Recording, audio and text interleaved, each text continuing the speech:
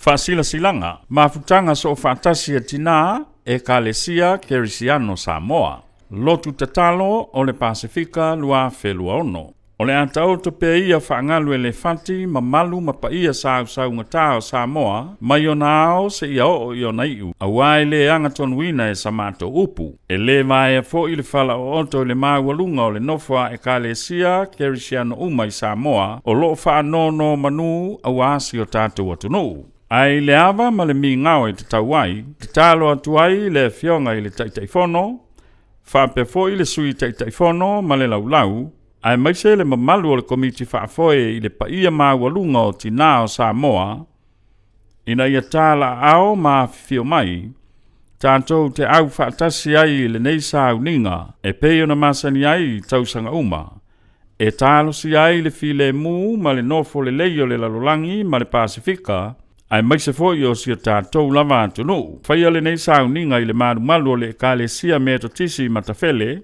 i le aso mua o me lua whelua ono, i le itu lai se fulma le tasi le tae au. Talo ina ia tai atu e le atua o manuialo o tauso i fua, tātou te ulia manuia i le aso. Whaafetai, whaia ma le whaalo le tele, Matalena, Pati, Vili, whailautusi, ma tanga so whaatasi tina, e Kalesia Kerisiano Samoa.